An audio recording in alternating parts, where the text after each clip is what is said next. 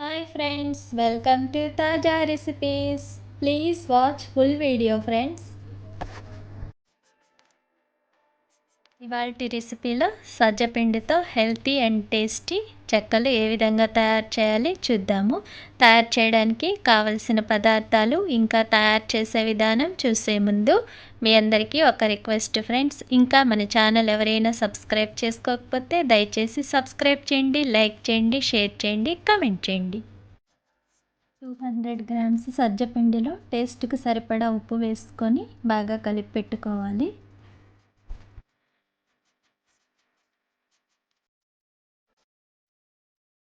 Mixie జార్లోని ఒక 5 పచ్చిమిరపకాయలు అలాగే 1 ఇంచ్ అల్లం కూడా వేసుకొని మెత్తగా గ్రైండ్ చేసుకోవాలి.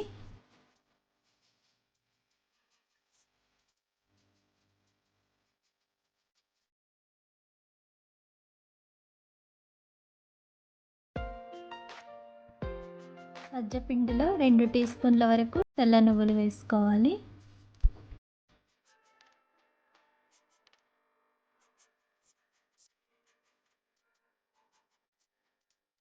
గ్రైండ్ చేసి పెట్టుకున్న పచ్చిమిర్చి పేస్ట్ని కూడా వేసుకోవాలి.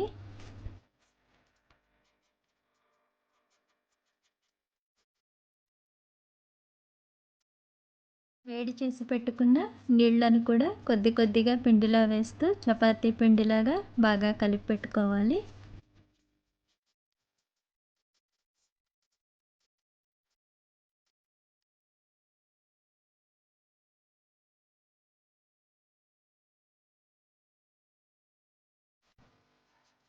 ఇలా పిండి కలిపి పెట్టుకున్న తర్వాత కొద్దిగా కరివేపాకు కూడా పీసెస్గా చేసుకొని వేసుకోవాలి.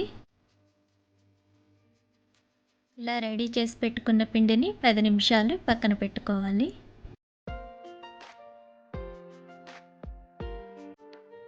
నానిన పిండిని చిన్న చిన్న ఉండలుగా చేసుకొని ప్లాస్టిక్ కవర్ మీద ఇలా పెట్టుకొని వీడియోలో చూపించిన విధంగా చేసుకొని ఆ తర్వాత వీటిని వేడి వేడి నూనెలో ఫ్రై చేసుకోవాలి.